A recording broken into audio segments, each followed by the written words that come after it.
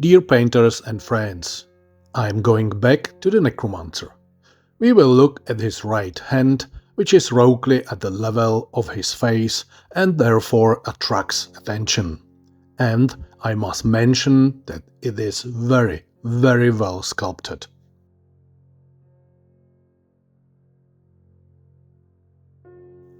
But before we start, let's review the oil paints and their preparation.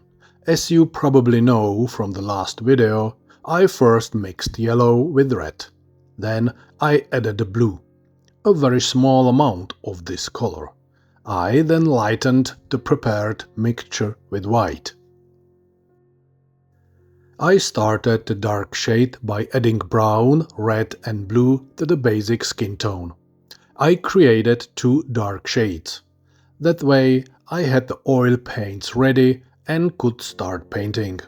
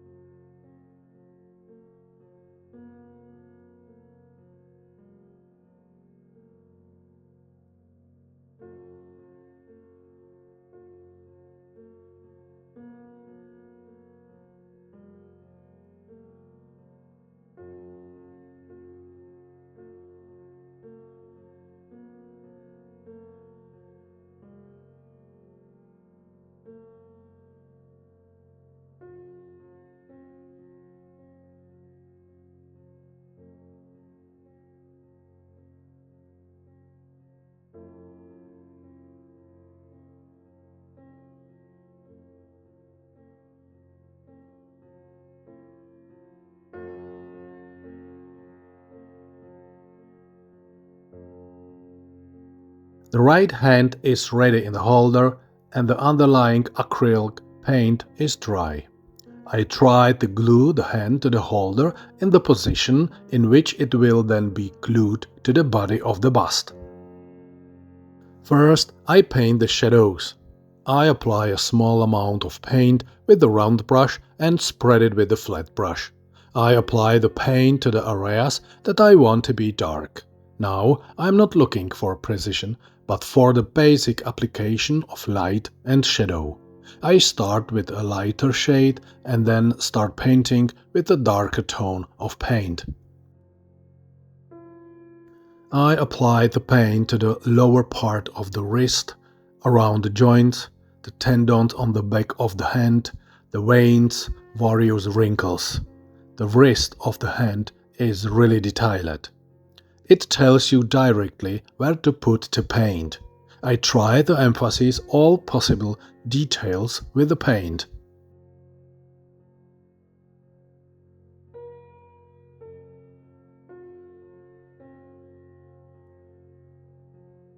I always keep in mind the position of the hand and the light falling on the hand. Based on that, I decide where to place the paint and how much.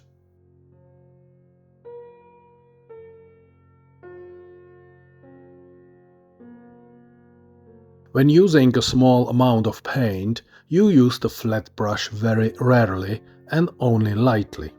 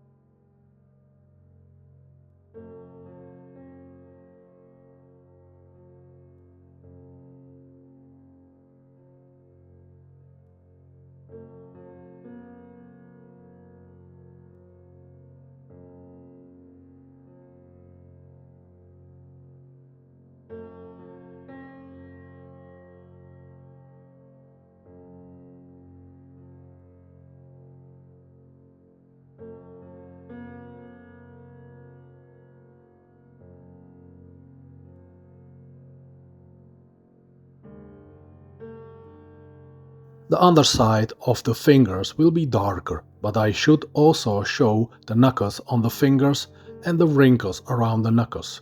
For the part of the fingers I will use mostly a lighter shade.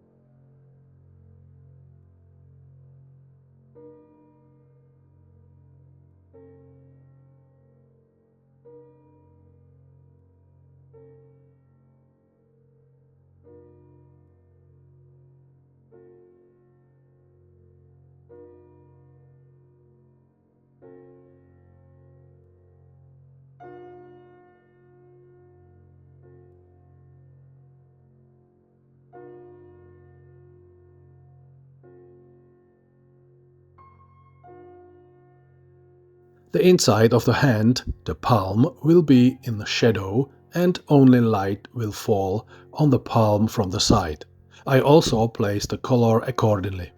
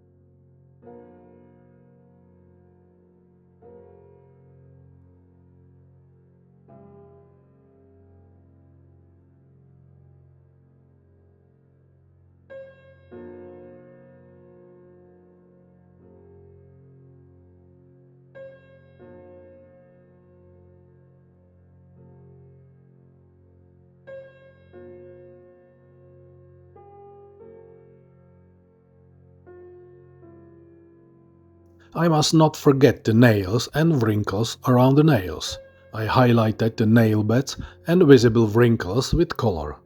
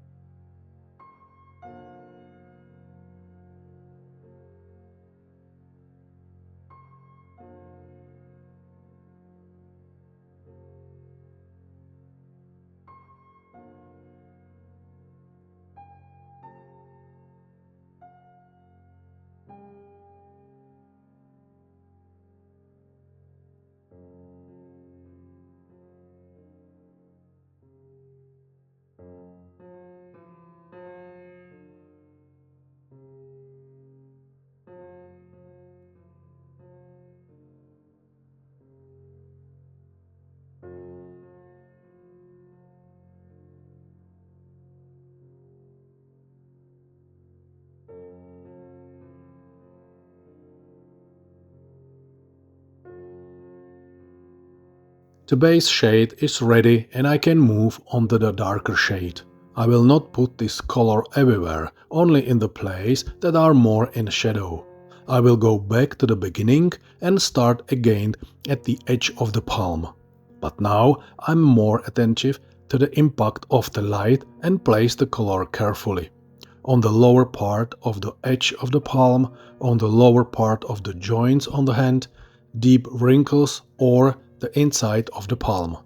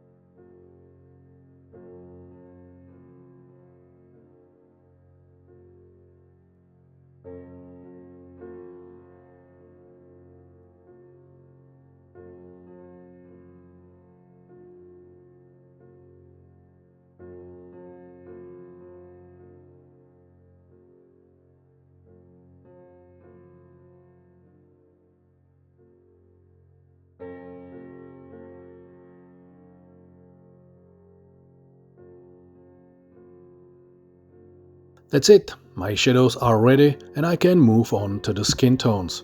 But that doesn't mean that I can't use the dark shadows anymore. I can come back to them at any time and use them again as needed. First, I start with the medium shade of skin tone. I apply this color close to the dark shadows and in some places even a little over these shadows to soften the transition between light and shadow, most of all on the fingers and the back of the hand.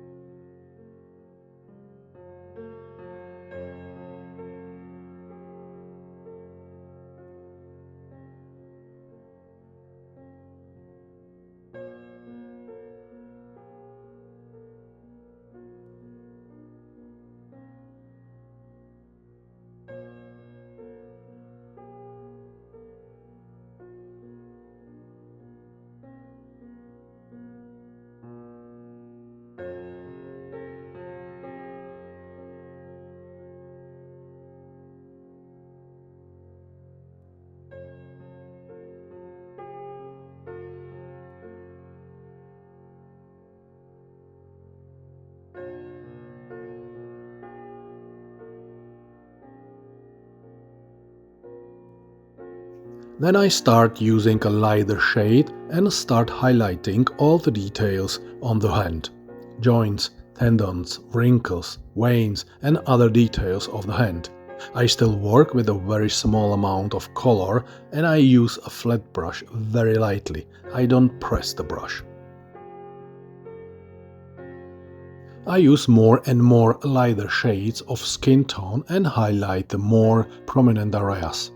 Now I focus on the joints of the hand and fingers, deep wrinkles or a very visible vein.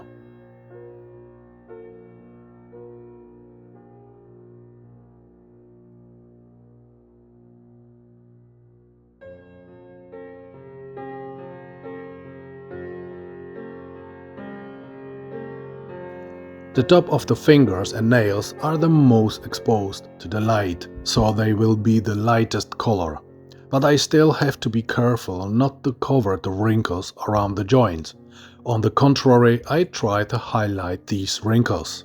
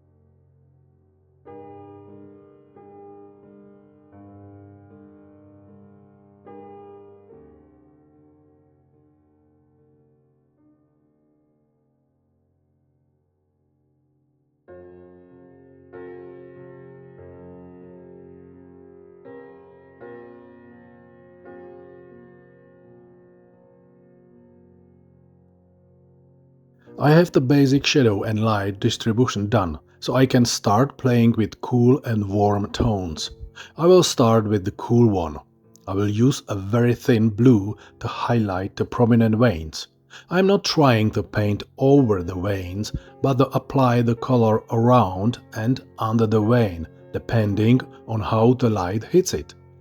I will also apply the color to some of the shadows around the knuckles, not the back of the hand.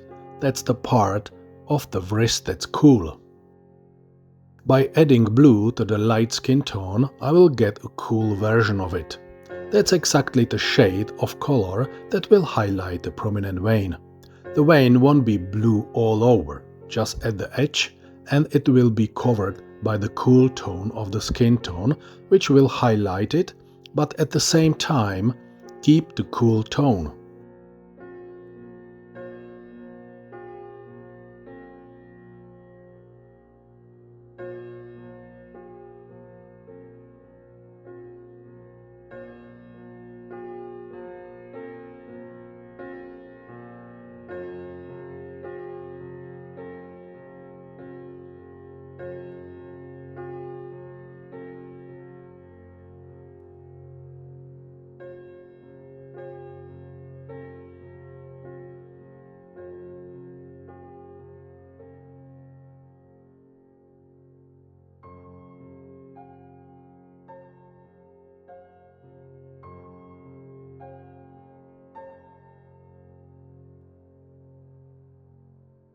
I will start adding the warm tones. I will start applying a very thin red around the knuckles. First around the big knuckles and then on the knuckles of each finger.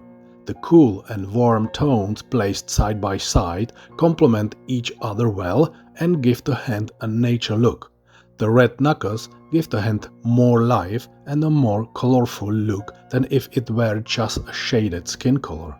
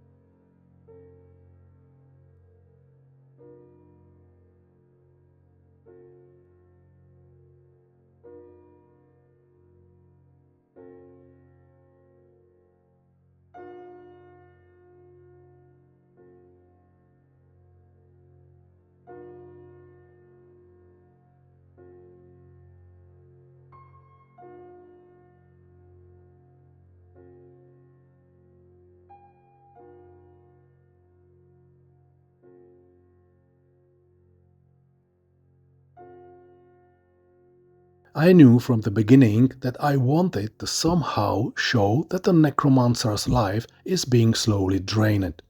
That's why I decided to paint bloody fingers around the nails.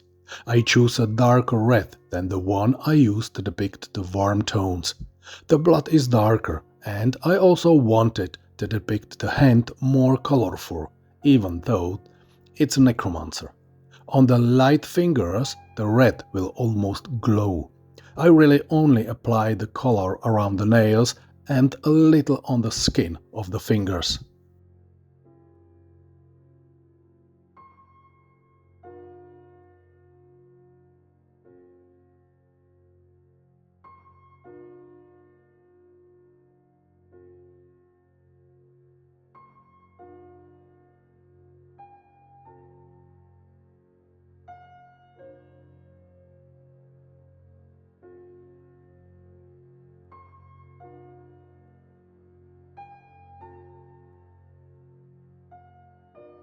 Add a little more warm tones to liven up the hand.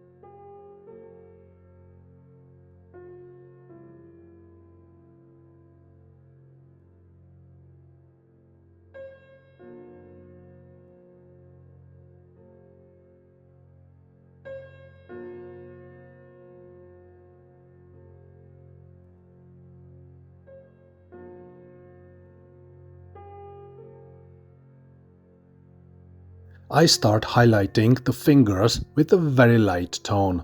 I highlight the knuckles, veins, wrinkles and other details on the hand. This will make the hand more contrasting.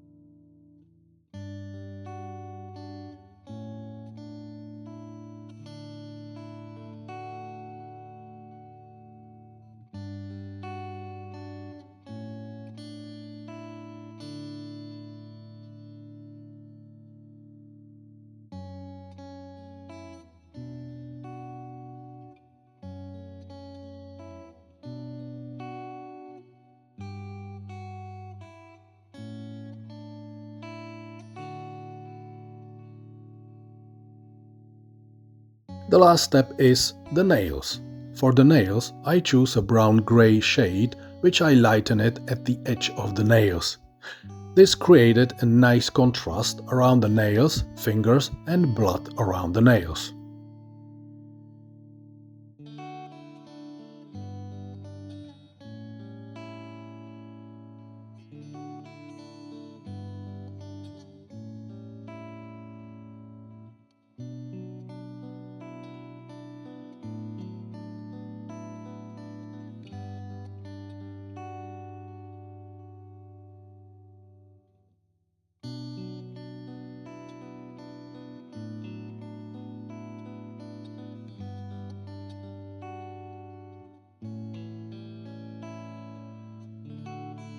I painted the left hand in the same way.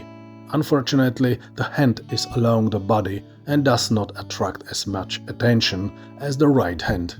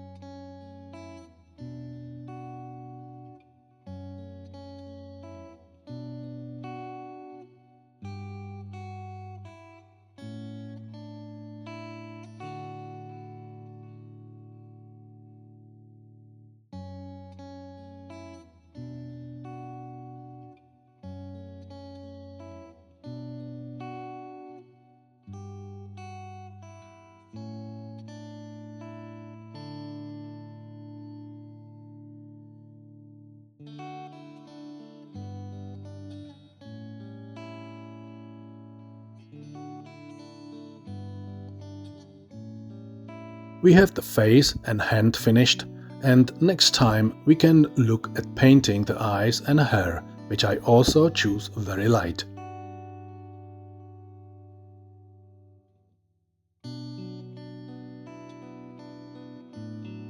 Thank you very much for your time in watching the video until the end. Keep painting. See you soon.